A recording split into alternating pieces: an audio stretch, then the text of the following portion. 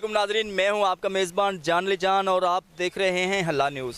नाजरीन, मेरा एक एजेंडा है कि मैं मुख्तलिफ़ तरह के जो प्रोग्राम हैं ये आपको दिखाता रहूँ, मुख्तलिफ़ तरह के आपको अवेयरनेस देता रहूँ। बिल्कुल आज मैं मौजूद हूँ एक वली कामल की दरगाह पर, हज़रत बाबा शाह करीम बुखारी रहमतुल्लाह अलैह, जो कि दुल्लू मुल्तानी के पास ही इनका मज़ार अक़दस है और डिस्ट्रिक्ट कसूर और ज़िला कसूर का जो है नवाही ये दुल्लू मुल्तानी, यहाँ पे मैं मौजूद हूँ और पंजाब में ये वाक़या है। तो आज जो मेरा प्रोग्राम है बिल्कुल ये यूनिक इन्फॉर्मेशन है जो मैं आपको आज दूंगा। आज मैं इस वली कामल की दरगाह पे मौजूद हूँ जहाँ पे एक मलंग बाबा जी हैं जो मुझे मिल गए हैं। आज मैं इनसे ये इन्फॉर्मेशन लूँगा कि इनकी ज़िंदगी कैसे बसर होती है। अस्सलाम वालेकुम बाबा जी, की हाल है? बिस्मिल्लाह वालेकुम सलाम।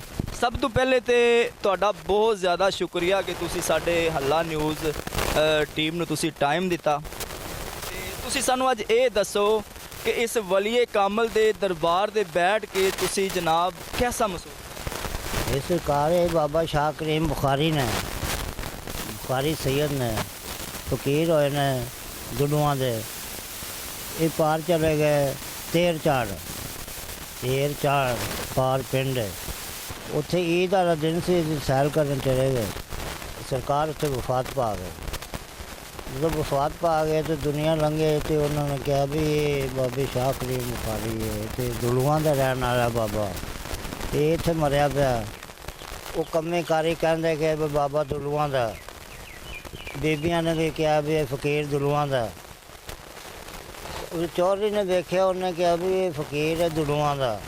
उस टाइम सरकार ने अपनी कमली चारी तो मोढे ते रख ली। क्या जी फिर वेखे ना सारे कम्मी कारी कहते गए ने तो मैं उठा नहीं। जो तू इस पिंड का लंबरदार है, तू भी कह दिता कि फकीर दुलुआ का, तो फिर असी दुलुआ ही जाके मरांगे, साडा इत्थे की है।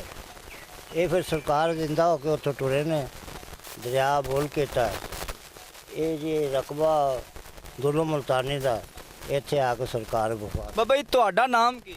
मेरा नाम मोहम्मद सानी है। मोहम्मद हुसैन। मोहम्मद हुसैन, तुसी ये लैंड जो चेंज की है तो की वेख के चेंज? मैं चाह रहा कि मैं मिस्त्री का काम करना, बस सखी शहबाज कलंदर से गए हाँ, उत्थे को दिल दे विच बस इश्क ही उठा। सब दुनिया के काम छड़ दिते ने, दरवेशी लैन दे विच हो गए। तो सानू पता नहीं कित्थों आंदा कित्थे जांदा, बखा छड़ने। ਤੁਹਾਡਾ ਜ਼ਿੰਦਗੀ ਦਾ ਕੋਈ ਮਕਸਦ ਨਹੀਂ ਹੁੰਦਾ, ਨਾ ਪੈਸਾ ਇਕੱਠਾ ਕਰਨਾ ਹੈ, ਨਾ ਜਾਇਦਾਦ ਬਣਾਣੀ, ਨਾ ਬੱਚਿਆਂ ਵਾਸਤੇ ਜਨਾਬ ਕੋਈ ਜਮ੍ਹਾਂ ਪੂੰਜੀ, ਸਿਰਫ ਆਪਣੀ ਜ਼ਿੰਦਗੀ ਦੇ ਨਾਲ ਤੁਸੀਂ ਜਨਾਬ ਹੈ? हाँ जी, क्यों जी ऐसी काम करो तो असी अच्छा नहीं समझते, उन्होंने को कहो किन्ना को मजो जीण वास्ते, क्योंकि काम करो तो इत्थे ही रह जाने हैं। क्यों अकबर दा भला अगो तो सोचो। हाँ जी, ਇਸ ਤੋਂ ਪਹਿਲੇ ਤੁਸੀਂ ਰਾਜਗੀਰੀ ਕਰ? असी जी राजगिरी करते पहले। एक होर बड़ी चीज़ जी मेरे जहन के अंदर आ रही है, वो ये आ रही है कि जी भंग है, भंग बूटी जिन्हों असी कहने सीधे लफ्ज़ों में, ये अक्सर असी वेखने दरबारां दे तकरीबन काफ़ी मलंग बैठे होंदे ने और ये पींदे ने, ते ये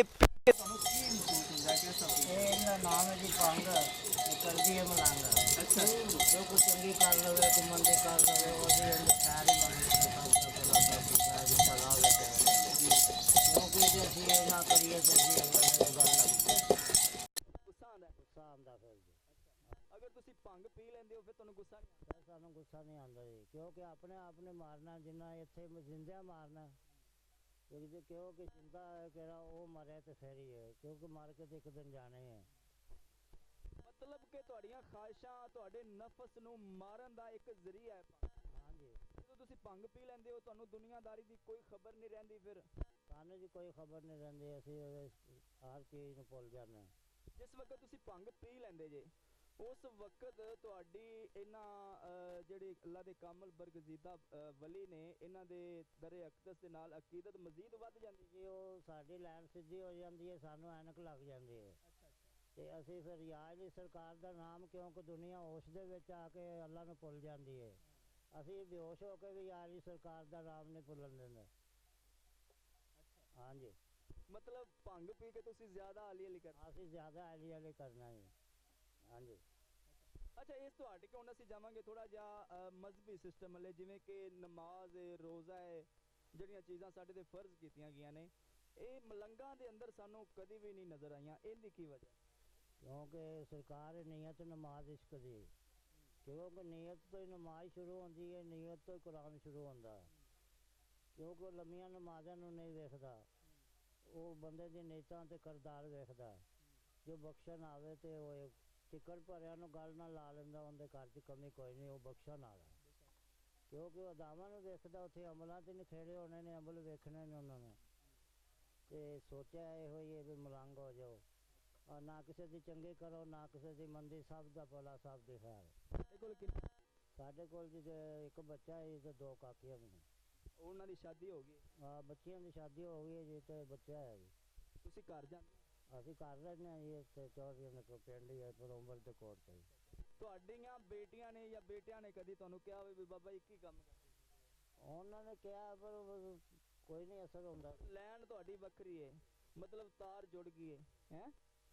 ਉਹ ਇਹਨਾਂ ਆਸ਼ਕਾਂ ਦੀ ਹੁੰਦੀ ਹੈ ਮਸੀਤ ਵੱਖਰੀ, ਨਾਲੇ ਨੀਅਤ ਵੱਖਰੀ, ਨਮਾਜ਼ ਵੱਖਰੀ। ਪੜ੍ਹਨੇ ਅਸੀਂ ਕਿਉਂਕਿ ਨਮਾਜ਼ ਵਲੀਆਂ ਨੂੰ ਮਾਫ ਨਹੀਂ ਹੋਈ, ਤੇ ਦਰਵੇਸ਼ ਦੀ ਨਮਾਜ਼ ਹੀ ਅੱਲਾ ਲਈ ਕਰਨੀ ਹੈ। ਨਮਾਜ਼ 'ਚ ਵੀ ਅੱਲਾ ਲਈ ਕਰਨਾ ਨਾ।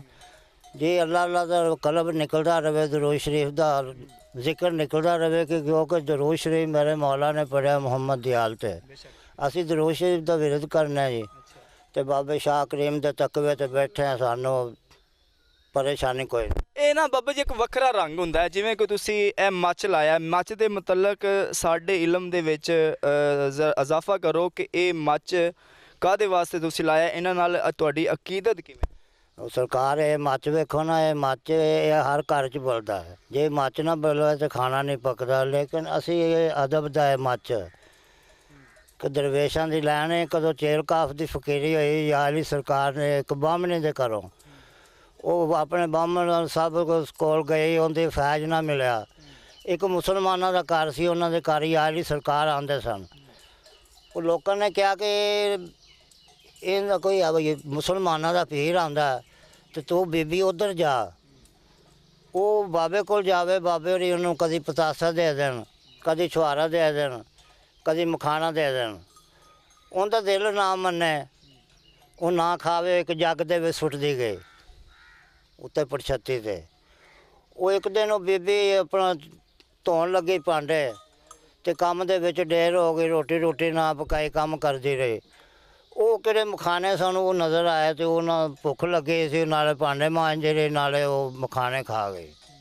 ਉਹ ਸਨ ਸਾਰੇ 41। ਉਹ ਕਦੋਂ 41 ਉਹ ਛੁਹਾਰੇ ਖਾ ਗਈ, ਚੀਜ਼ਾਂ ਖਾ ਗਏ, ਮਤਲਬ ਪਤਾਸੇ ਹਰ ਚੀਜ਼ ਮਿਲੀ ਗਈ।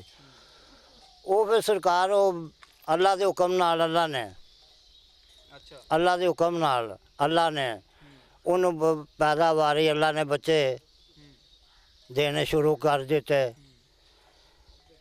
ਉਹ ਜੇ ਕੋਈ ਵੇਖੇ ਨਾ, ਉਦੋਂ ਇਹ ਕੋਈ ਸਤਮਾਇਆ ਹੋਇਆ, ਕੋਈ ਪੂਰਿਆਂ ਦਿਨਾਂ ਦਾ ਹੋਇਆ, ਕੋਈ ਸਤਮਾਇਆ ਹੋਇਆ, ਕੋਈ ਸਤਮਾਏ ਬੱਚੇ ਬਚ ਜਾਂਦੇ ਨੇ।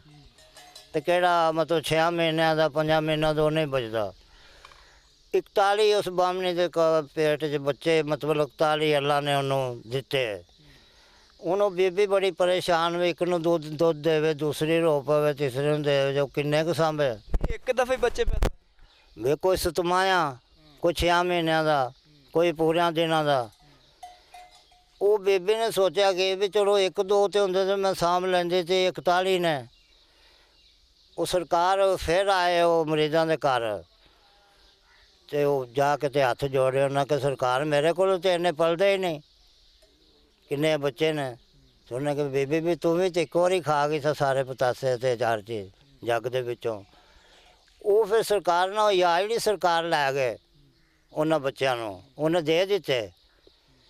1-2 ਰੱਖ ਲਏ, ਬਾਕੀ ਉਹਨੇ ਦੇ ਦਿੱਤੇ। ਸਰਕਾਰ ਨੇ ਟੋਕਰੀ 'ਚ ਪਾ ਕੇ ਤੇ ਉਹਨਾਂ ਨੂੰ ਆਪਣਾ ਜਿਹੜੀ ਚਾਦਰ ਸੀ ਨਾ ਉੱਤੇ, ਉਹਨਾਂ ਦੇ ਨਗੋਟੇ ਬਣਾਏ। ਕਿਹੜੇ ਜੀ ਨਾਂਗੇ ਫਕੀਰ ਹੁੰਦੇ ਨੇ, ਉਹਨਾਂ ਨੂੰ ਨਗੋਟੇ ਬਣਾਏ ਤੇ ਡਿਊਟੀ ਲਾ ਦਿੱਤੀ ਵੀ ਤੁਸੀਂ ਫਲਾਣੇ ਕਬਰਸਤਾਨ 'ਚ ਜਾਣਾ, ਫਲਾਣੇ ਕਬਰ 'ਚ ਜਾਣਾ। ਕਿਉਂਕਿ ਦੁਨੀਆ ਦੇਖੋ ਇਹ ਪਾਸੇ ਤੇ ਦੁਨੀਆ ਖਲੋਣ ਨਹੀਂ ਦਿੰਦੀ ਕਿਸੇ ਨੂੰ। ਹੁਣ ਇਹ ਕਬਰਸਤਾਨਾਂ ਦੇ ਵਿੱਚ ਵੀ ਨਹੀਂ ਰਹਿਣ ਦਿੰਦੇ। ਇੱਧਰੋਂ ਪੁਲਿਸ ਆ ਗਈ ਜੀ, ਬੂਟੀ ਪੀਂਦੇ ਜੀ, ਨਸ਼ੇ ਕਰਦੇ ਨੇ ਜੀ। ਹੋਰ ਅਸੀਂ ਬੂਟੀ ਤੋਂ ਇਲਾਵਾ ਕਰਦੇ ਕੋਈ ਨਹੀਂ। कभी पुलिस आ गई, कभी वो बंदे भी तुसीं कोई तब्बे लाते ने, कोई चंगे, कोई कैसे चंगे करदा जी, मंदे करदा, वो होंदे फिर जो ਤੁਹਾਨੂੰ ਤੇ ਕੋਈ ਅਸਰ ਨਹੀਂ ਜੀ। सानू कोई असर नहीं। हाँ जी, साडी सेहत ते कोई ਲੋਕ ਤੁਹਾਨੂੰ ਬੁਰਾ ਕਹਿਣ, ਅੱਛਾ ਕਹਿਣ, ਲੋਕ ਤੁਹਾਨੂੰ ਕਹਿਣ ਚਰਸ ਪੀਂਦੇ ਨੇ, ਬੂਟੀ ਪੀਂਦੇ ਨੇ, ਨਸ਼ਾ ਕਰਦੇ ਨੇ, ਤੁਹਾਡੀ ਸਿਹਤ ਤੇ ਕੋਈ ਅਸਰ ਨਹੀਂ। वो सारे वेखो ना, इन्हें साढ़े हजूर ते फतवे लाए ने, की समझे। ਅਸੀਂ ਤਾਂ ਇਹ ਨਾ ਇੱਕ ਵੱਖਰਾ ਰੰਗ ਹੈ, ਜਿਵੇਂ ਤੁਸੀਂ ਕਿ ਮਲੰਗ ਨੇ ਗਲ ਦੇ ਵਿੱਚ ਟੱਲੀਆਂ ਬੰਨੀਆਂ ਨੇ, ਠੀਕ ਹੈ, ਪੈਰਾਂ ਵਿੱਚ ਘੁੰਗਰੂ ਬੰਨੇ ਨੇ, ਔਰ ਜਨਾਬ ਇੱਕ ਵੱਖਰਾ ਜਿਹਾ ਰੰਗ ਹੈ, ਸਿਰ ਤੇ ਇੱਕ ਸਾਵੇ रंग ਦੀ ਚਾਦਰ है। ਇਹ जनाब अगर मेरा कैमरा मैन दिखा नाज़रीन, ये एक बड़ा एक मैं आपको बता दूं, एक बड़ा यूनिक इनकी ज़िंदगी होती है, दूसरे लोगों से बड़ी हट के होती है कि इनको दुनियादारी का कहते हैं कि कोई हमें पता नहीं होता। हम एक दफ़ा जब वो भंग पीते हैं तो उसके बाद हमारी अकीदत और ज़्यादा मजबूत हो जाती है अल्लाह के वलियों के साथ।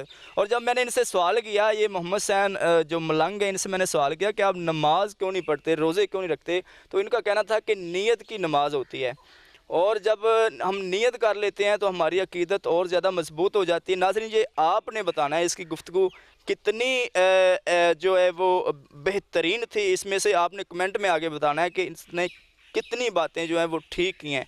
और एक बात जो मुझे सबसे ज़्यादा इनकी जो अच्छी लगी है वो ये लगी है कि इनका ये कहना था कि नमाज नीयत की होती है, जब हमारी नीयत होगी तो फिर नमाज जो है वो भी कायम होगी। अच्छा, ज़ाहिरी तौर पर कहते हैं कि नमाज कड़ी ना वो भी पढ़नी चाहिए, तो तुसी तो पढ़ते नहीं, तो इनकी की वजह?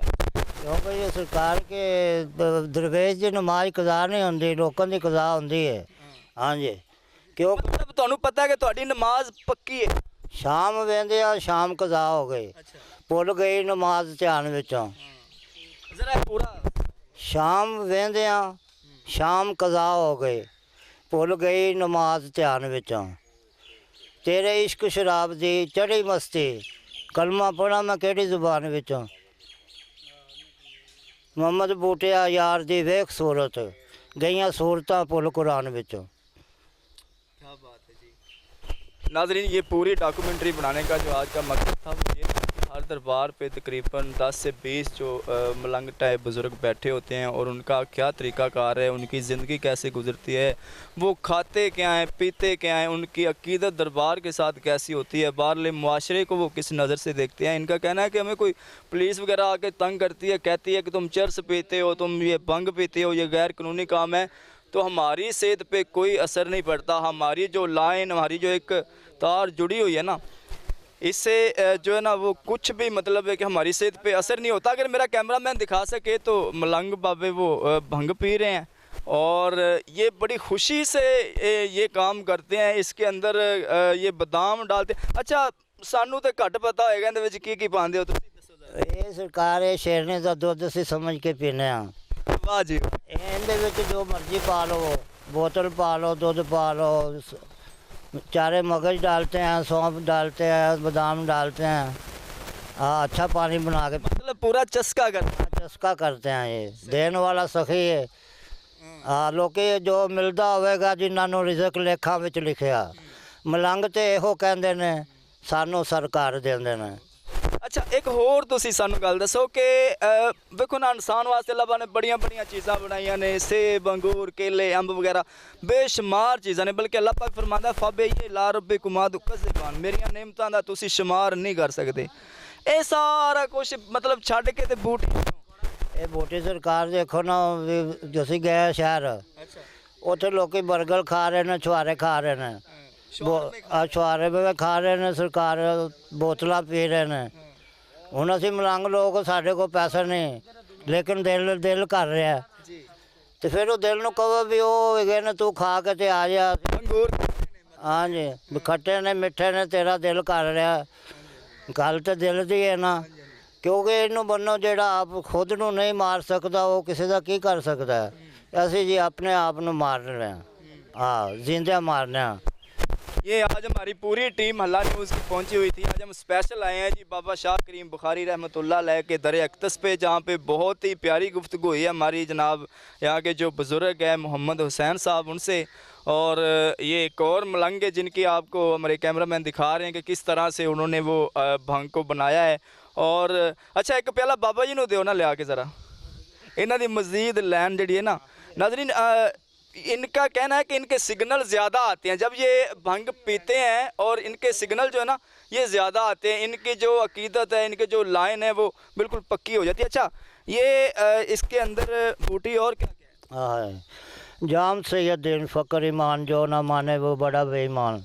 है? जामे इश्क है। हाँ जी, जाम इश्क। अच्छा, जाम सैयद फ़कर ईमान, जो ना माने वो पक्का बेईमान।